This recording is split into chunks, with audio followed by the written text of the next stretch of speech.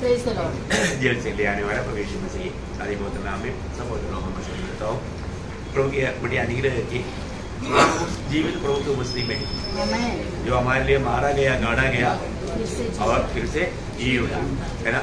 आज लोग सच्चा परमेश्वर को ना जानने के कारण कितनी प्रकार का मानव गलत रीति में उसका आराधना करता है, परंतु सच्चा जीवित प्रभु का आराधना करने के लिए प्रभु ने हमें कृपा दिया। तो हम कितना भाग्यवान लोग हैं, धन्य लोग हैं प्रभु की आराधना करने के लिए। आपको मालूम है प्रभु कैसे आराधकों को चाहता है? आत्मा और सच्चाई से, है ना। यूहन्ना का सुसमाचार 3 अध्याय का 4 अध्याय का 23-24 में लिखा है प्रभु ऐसा आराधकों को ढूंढता है जो आत्मा और सच्चाई से आराधना करता है। तो आज आत्मा और सच्चाई से आराधना कौन कर सकता है? आत्मा और सच्चाई से कौन कर सकता? जिसका उद्धार हुआ। जब तक एक व्यक्ति का उद्धार नहीं हुआ वो आत्मा में आराधना करने का सवाल ही नहीं। देखा, परमेश्वर ढूंढने वाले आराधक वो आत्मा और सच्चाई से आराधना करने वाले लोग। तो आत्मा और सच्चाई से कौन आराधना कर पाएगा? सिर्फ जो नया जन्म पाया, जो उद्धार पाया। क्यों? बाकी लोग नहीं कर सकता क्योंकि उसमें आत्मा है नहीं। कौन सा आत्मा? मानव मनुष्य का आत्मा। मनुष्य का आत्मा का अवस्था क्या है? मरा हुआ अवस्था। मरा हुआ उस अवस्था में वो कभी भी परमेश्वर का आराधना नहीं कर सकता। मरा हुआ व्यक्ति क्या कर सकता है? तो बहुत बड़ी बात है। तो हम लोग आज प्रभु से नया जन्म पाने के द्वारा हमारा आत्मा भी जिलाया गया। इसलिए पौलुस एक जगह पर रोमियो 1:9 में लिखा है, रोमियो 1 अध्याय का 9 वचन, परमेश्वर जिसकी सेवा में अपनी आत्मा से, मतलब परमेश्वर जिसकी सेवा या जिसकी आराधना, सेवा जो वहां पर लिखा है वहां पर आराधना शब्द आना चाहिए। तो परमेश्वर जिसकी आराधना में अपनी आत्मा से करता है। देखा, अपनी आत्मा से। क्यों? क्योंकि वो नया जन्म पाया, उद्धार पाया। तो बहुत बड़ी बात है। कई बार ये शब्द को कई लोग गलत रीति में व्याख्या करता है, ये आत्मा से आराधना करने वाली बात नहीं। मतलब परमेश्वर की आराधना करेगा क्या? मतलब ये अपनी आत्मा से प्रभु का आराधना करने वाली बात है। तो प्रभु को बहुत धन्यवाद देता है। प्रभु आज और एक बार इस हमारी को यात्रा में प्रभु की आराधना करने के लिए हमको एकत्रित किया। प्रयोग एक बात जानना, परमेश्वर का मार्ग कोई नहीं समझता। परमेश्वर का मार्ग का खूबी, उसका श्रेष्ठता आपको मालूम है। यशायाह उसका 55 अध्याय का 8-9 वचन में लिखा है, जैसा पृथ्वी से आकाश ऊंचा है, परमेश्वर का मार्ग, परमेश्वर का विचार ऊंचा है। किसी प्रकार भी मनुष्य उस बात को नहीं जान सकता। तो परमेश्वर में बुलाहट पाने के बाद में बहुत लोग अभी भी परमेश्वर का मार्ग में नहीं चलता, अपने अपने मार्ग में चलता। प्रभु का मार्ग को जानना प्रभु में आने के बाद एक भक्त का कर्तव्य है। मैं आज प्रभु का मार्ग में चलता है कि नहीं? आपको मालूम है हमारे लिए अनेक बातों का आदर्श है प्रभु यीशु मसीह है। यीशु मसीह हमारे लिए आदर्श है, तो उस आदर्श पर चलना उद्धार पाया हुआ अनेक पवित्र लोगों का कर्तव्य है। आपको मालूम है जब पुत्र को दुनिया में भेजा, यीशु मसीह दुनिया में आने से करीब 700 साल पहले यशायाह भविष्यवक्ता ने प्रभु यीशु मसीह के बारे में ऐसा लिखा। यशायाह 53 अध्याय पूरा मतलब हमारे लिए प्रभु उड़ाने वाला यातना और वेदना का बात है। लेकिन उसका 10 वचन पढ़ना, तो भी यहोवा को नहीं भाया कि उसे कुचले, उसी ने उसको रोगी कर दिया। जब वह अपना प्राण दोष बलि करे तब वह अपना वंश देखने पाएगा, वह बहुत दिन जीवित रहेगा, उसके हाथ से यहोवा की इच्छा पूरी हो जाएगी। देखा, मतलब प्रभु की इच्छा पूरी होने वाला वो व्यक्ति का क्या किया? उसको कुचला। देखा, उसको कुचला। मैं आपको बताऊं, जिस व्यक्ति के द्वारा प्रभु अपनी इच्छा पूरा करना चाहता है, पहले बात प्रभु उसको कुचलेगा। कुचलने के बाद सबको दर्द लगता है, सबको वेदना लगता है, सबको भारी लगता है। आप सोचने वाला मार्ग में प्रभु आपको नहीं कुचलता। प्रभु का मार्ग अनोखा है। परंतु प्रभु आपको मालूम है कुचलने के समय में लोग रोता है ना, आज भी बहुत लोग रोता रहता है क्योंकि वो बटी में है। वो गुजरा जा रहा है। बहुत बड़ी बात है। प्रभु एक व्यक्ति को उसका स्वरूप में बनाने के लिए पहले उसको तोड़ता है या उसको कुचलता है। ये प्रभु का मार्ग है। प्रभु यीशु मसीह जब ये दुनिया में आया, दुनिया में आने के समय में यीशु मसीह में कुछ भी दोष नहीं करके 3 बार जांच पड़ताल करने वाला गवर्नर पिलातुस गवाही देता है। जब लूका का सुसमाचार उसका 22 अध्याय, सॉरी 23 अध्याय का 22 अध्याय, लूका उसका 23 का 22। उनसे कहा, क्यों उसने कौन सी बुराई की है? मैंने उसमें मृत्यु के दंड के योग्य कोई बात नहीं पाई, इसलिए मैं उसे पिटवा कर छोड़ देता हूँ। देखा, पिलातुस बोलता है मैं उसमें ऐसा कोई भी दोष नहीं पाया। मैंने बार बार तुम्हारे कहने के अनुसार मैंने प्रभु यीशु का जांच पड़ताल किया, परंतु मैंने ऐसा एक भी दोष नहीं पाया। प्रियो, एक कितना बड़ा अनोखा गवाही है। गवर्नर पिलातुस बोलता है कई प्रकार उन्होंने कोशिश करके देखा, लेकिन थोड़ा भी ऐसा कोई दोष नहीं पाया। दोष रहित व्यक्ति जिसमें कोई दोष नहीं है करके पिलातुस बोलने के बावजूद भी उनको क्या मिला? उनको मृत्यु, वो भी श्रापित मृत्यु। यूहन्ना का सुसमाचार 19 अध्याय उसका 16 से 18 वचन। यूहन्ना का सुसमाचार 19 अध्याय उसका 16 से 18। उसे उनके हाथ सौंप दिया ताकि वह क्रूस पर चढ़ाया जाए। देखिए, मतलब ये सारे बात होने के बावजूद भी पिलातुस ने यीशु मसीह को सूली पर चढ़ाने के लिए सौंप दिया। आप देखिए आगे। तब वे यीशु को ले गए और वह अपना क्रूस उठाए हुए उस स्थान तक पहुंच गया जो खोपड़ी का स्थान कहलाता है और इब्रानी में गुलगुता।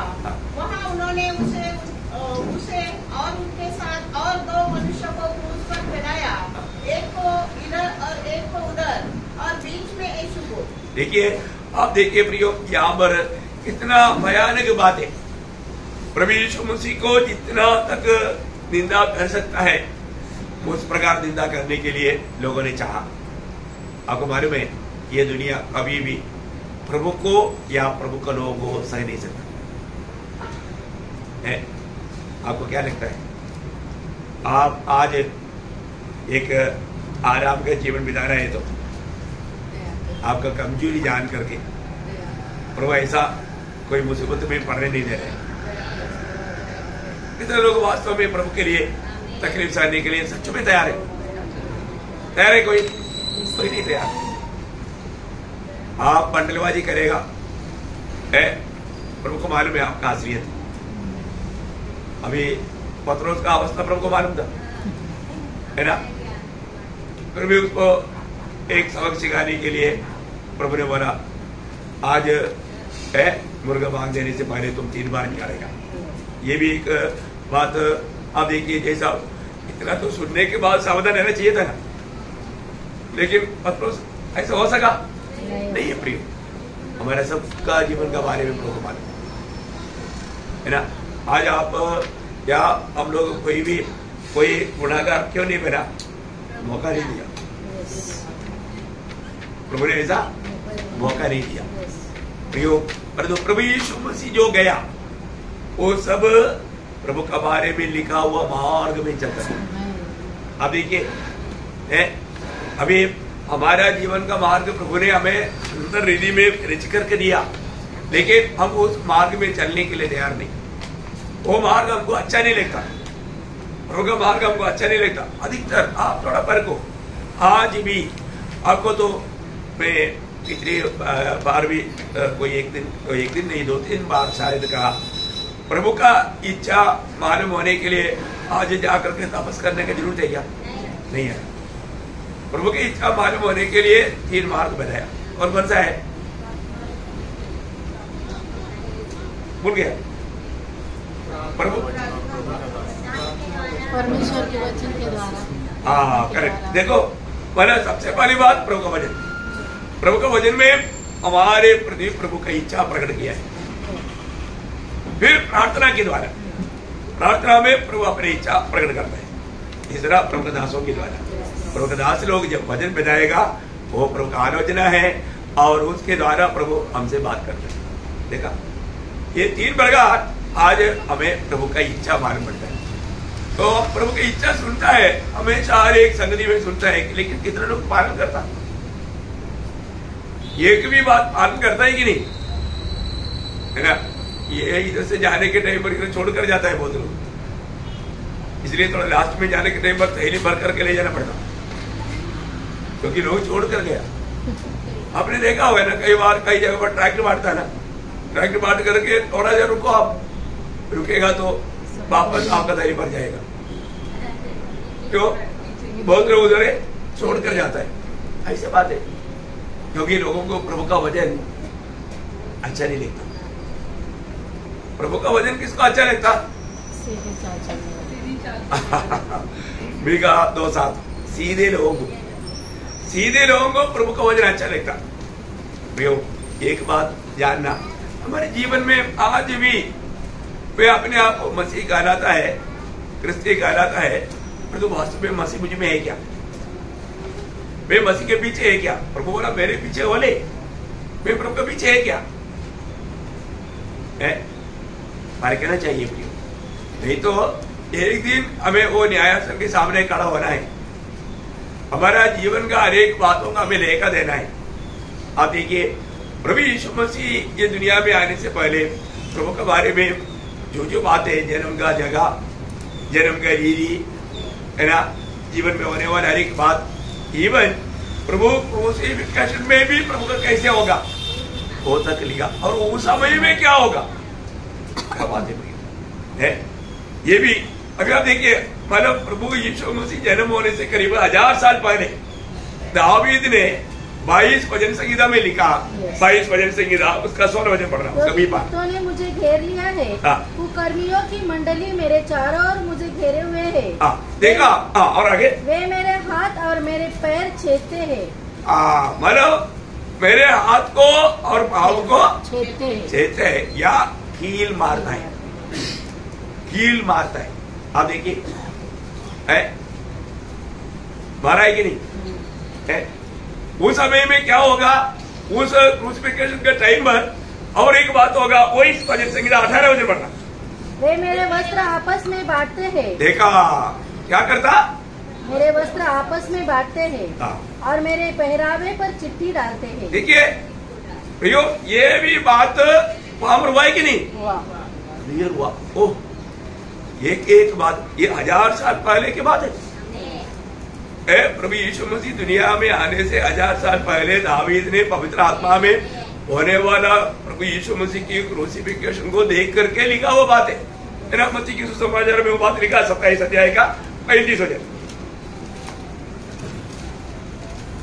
तब उन्होंने उसे क्रूस पर चढ़ाया और चिट्ठियां डालकर उसके कपड़े बांट लिए। देखा, चिट्ठियां कैसा वचन है, दावीद के द्वारा 1000 साल पहले बताए वो बातें कैसा पूरा हो गई।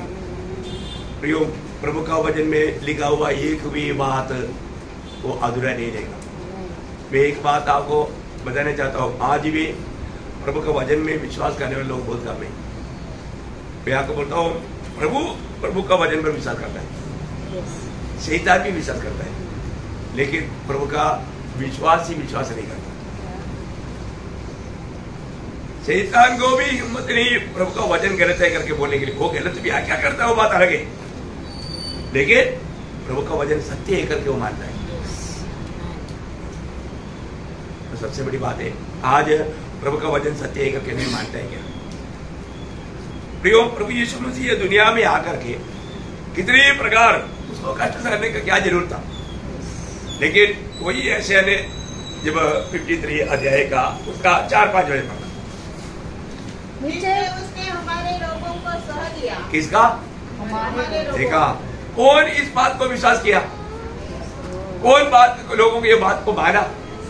आगे, और हमारे ही दुखों को उठा लिया, तो भी हमने उसे परमेश्वर का मारा कूटा और दुर्दशा में पड़ा हुआ समझा। देख, हमने क्या समझा और प्रभु हमारे वास्तव में क्या हुआ। देखा, हमारे समझने में वास्तव में होने वालों में कितना बड़ा भयंकर अंतर है। और आगे, परंतु वह हमारे ही अपराधों के कारण घायल वो हमारे ही अधर्म के कामों के कारण उछला गया। हमारी ही शांति के लिए उस पर काटना पड़ी कि उसके कोड़े खाने से हम लोग चंगे हो जाए। कितना अद्भुत बात है। प्रभु में पिता ने जो काम किया उसका बारे में प्रभु का लोग भी नहीं जान पाए। कितना वेदनाजनक बात है, कितना दुखदायक बात है। ये सब प्रभु ने क्यों सहा? हमारे लिए।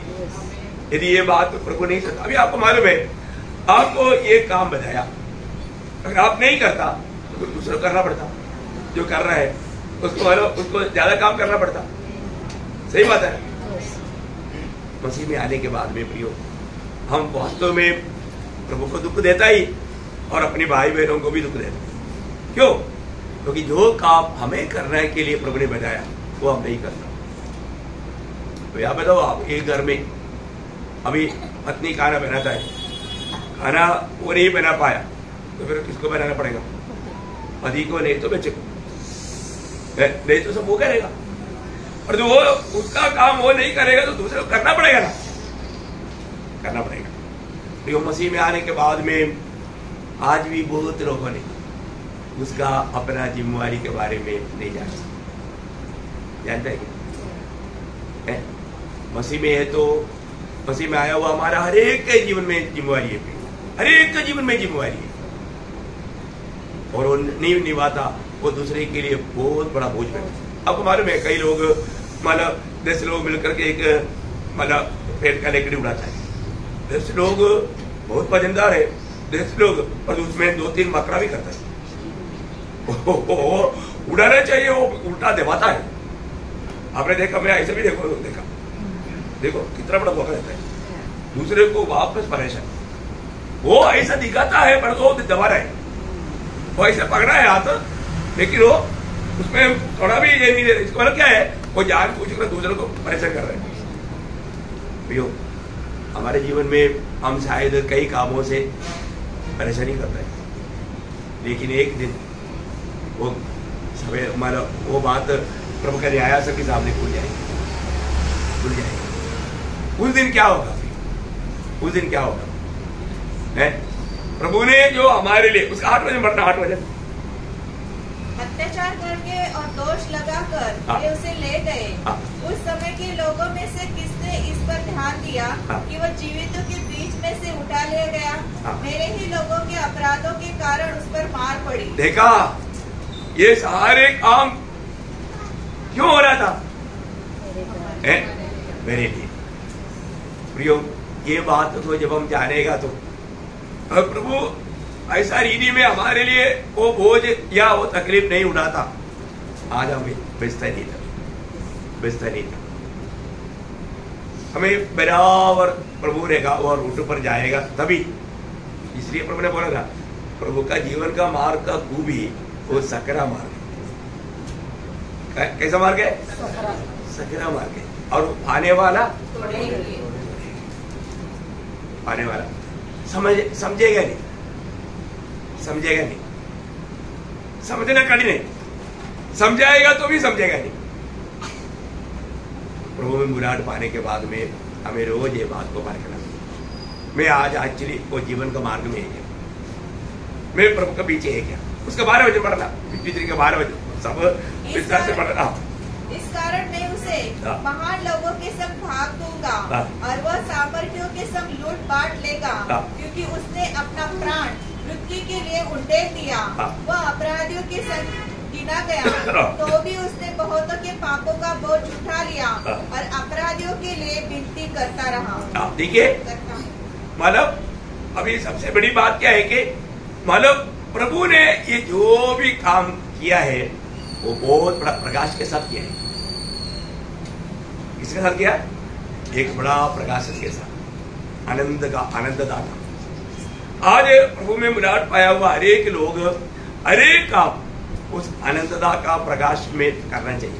वापस पढ़िएगा उसको 12 वचन। इस कारण मैं उसे महान लोगों के संग भाग दूंगा और वह सामर्थियों के संग लूट बांट देगा, क्योंकि उसने अपना प्राण मृत्यु के लिए उंडेल दिया। देखा, उसने अपना प्राण मृत्यु के लिए डेल दिया। प्रयोग वह अपराधियों के संग गिना गया, तो भी उसने बहुतों के पाप का बोझ उठा लिया और अपराधियों के लिए विनती करता है। देखो, प्रभु यीशु मसीह का जीवन की यात्रा किस रीति में था, वही यात्रा करने के लिए हमको भी बुलाया। इसका मतलब क्या है कि आज भी हमारे जीवन में हमें सताने वालों के लिए हम प्रार्थना कर पाता है क्या? है प्रभु का प्रेम, कितना अनमोल प्रेम है, निष्कलंक और निष्कपट प्रेम। कुछ भी ये मानव फायदा ना चाहते हुए प्रेम, क्या प्रेम है। वो प्रेम को हमें वही दिया है प्रभु ने, लेकिन हम उसका व्यवहार नहीं करना चाहिए। कई बार हमारा प्रेम एक प्रकार बोलेगा तो शैतानी है। हमारा प्रेम सीधा उसका गहराई में परखेगा तो शैतानी है। किस मानो शैतानी के प्रेम का बात बताऊं, जब मत्ती 16 अध्याय का 21 से 23 पढ़ा।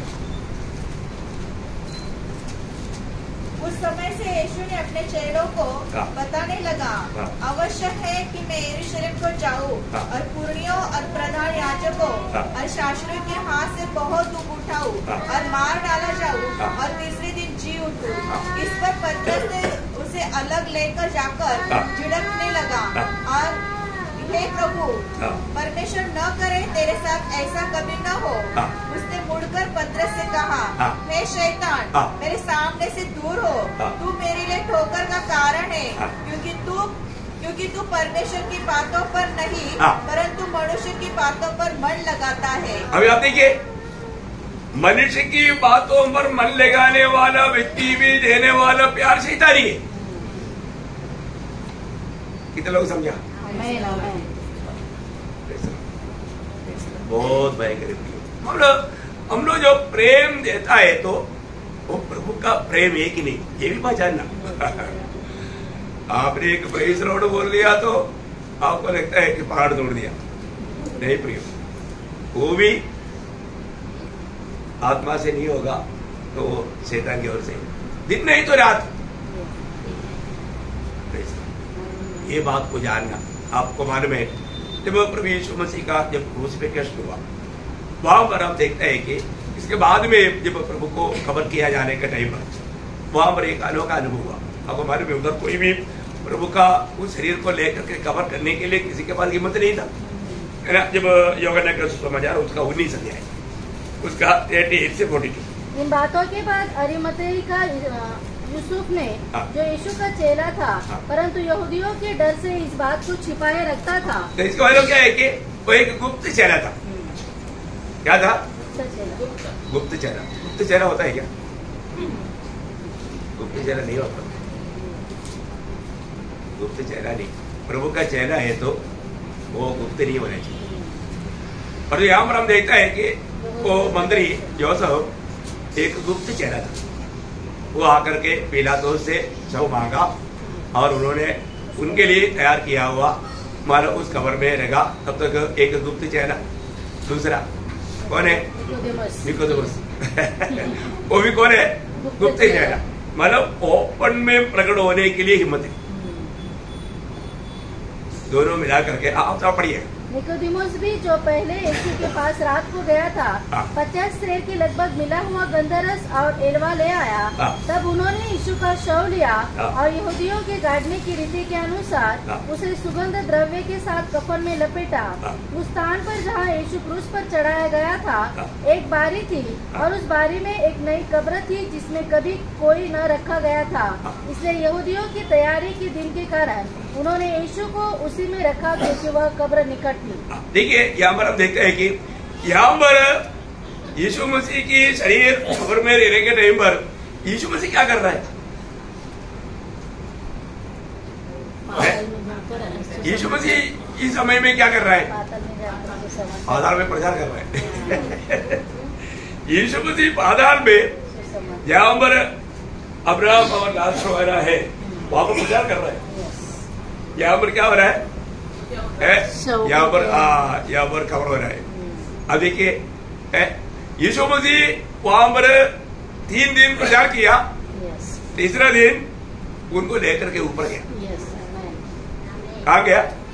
अभी बोला अभी नीचे का ये परदेश तुम्हारे लिए योग्य नहीं, अभी मैंने मानव जाति का भाव का भार उड़ा करके मैंने देखो बहाया, तुम लोगों ने वो बात को आगे देख करके विश्वास किया था, इसलिए अभी तुम्हारी जगह यहाँ पर नहीं, अभी तुम्हारी जगह ऊपर है। ऐसा बोल करके जब ये बात एफएससी के पत्र 4 अध्याय का 7 से 10 तक का वचन में हम पढ़ता है। पर हमें से हर एक को मसीह के दान के परिमाण के अनुसार अनुग्रह मिला है, इसलिए वह कहता है वह ऊंचे पर चढ़ा और बंदियों को बांध ले गया और मनुष्यों को दान दिए। उसके चढ़ने से और क्या पाया जाता है, केवल यह कि वह पृथ्वी की निचली जगहों में उतरा भी था, और जो उतर गया यह वही है जो सारे आकाश से ऊपर चढ़ भी गया कि सब कुछ परिपूर्ण करे।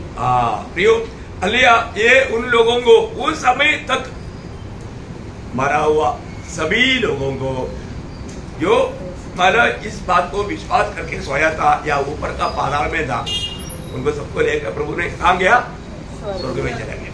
बहुत अच्छी बात है। आज मरने वाला कोई मतलब पाताल में जाता है क्या? नहीं, स्वर्गीय परमेश्वर में जाता है।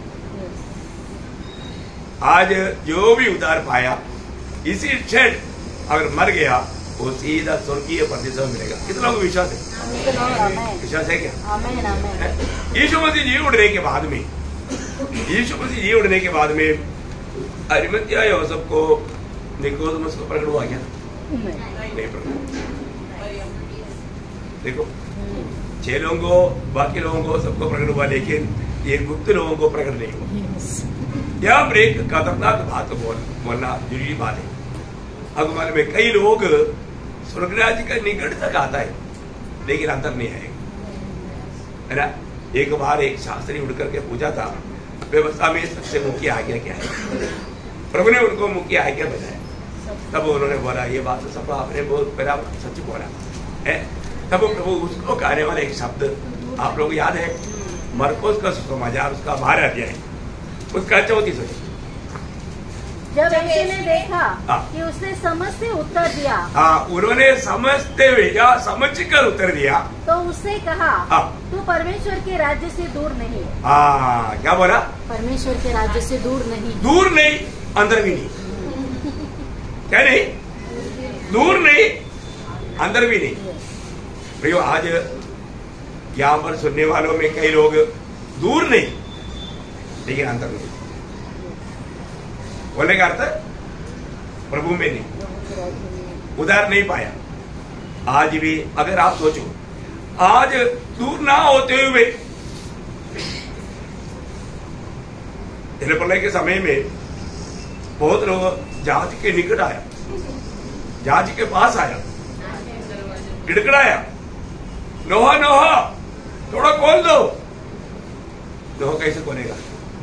क्योंकि उड़प कहां से लगाया? बाहर से, अंदर से नहीं है ना। अंदर से नोहा खोलने के लिए अंदर उड़प नहीं, उड़प बाहर है। और तो इन लोग खोल सकता है क्या? नहीं खोल सकता, क्योंकि वो प्रभु ने लगाया। प्रभु ने लगाया, वो प्रभु ही खोल सकता है। इसलिए मैं आपको बताना चाहता हूं, आज भी शायद आप जहाज के पास आया होगा, परमेश्वर के राज्य के निकट आया होगा, कोई फायदा नहीं, कोई फायदा नहीं। निकट तक आया। अब यो उस पर यो जो मारा चोर, वो जो मारा पाप में मर गया, वो भी कहा था निकट था, बहुत निकट था, लेकिन गया कहा? नरक में गया। प्रियो आप सबको आज सुनने वालों में जो आप इस तक प्रभु यीशु मसीह को दिल नहीं दिया, मैं आपको बताना चाहता हूँ, प्रभु यीशु मसीह की मृत्यु आपके पापों के लिए था। ये बात विश्वास करके यदि आप प्रभु यीशु मसीह को अपना दिल देगा, प्रभु को ग्रहण करेगा, आज ही आपको पाप का क्षमा मिलेगा और आपको नया जन्म का अनुभव मिलेगा, प्रभु की आत्मा मिलेगा, नरक के आग से बच जाएगा, जीवन का किताब में आपका नाम लिखा जाएगा, प्रभु की आत्मा पाकर प्रभु का जन्म पहन करके जीवन बिता पाएगा। हमें क्या करना? ये बात का विश्वास करके प्रभु को अपना फोटो में कबूल करना, अपना दिल प्रभु के लिए देना। कितना आसानी बात है।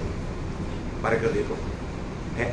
आज ये मैसेज उनके लिए है जिन्होंने प्रभु यीशु मसीह को अपना दिल दिया, प्रभु यीशु मसीह को अपना प्रभु मान करके उद्धारकर्ता के रूप में ग्रहण किया और प्रभु का सत्य वचन में बना रह करके जीवन बिताता है, उनके लिए मैसेज। इसलिए मैं आग्रह करता हूँ अपने मैच में शामिल होने से पहले हर एक लोग परखे भी हो। आज भी सिर्फ निकट गया हुआ अनुभव है या अंदर है? मैं आज प्रभु में है कि नहीं, प्रभु के राहों पर है कि नहीं, प्रभु को पसंद करके जी रहे कि नहीं, ये बात को जरूर परखना। प्रभु ये वचनों के द्वारा आपको आशीष दे, प्रभु को महिमा मिले।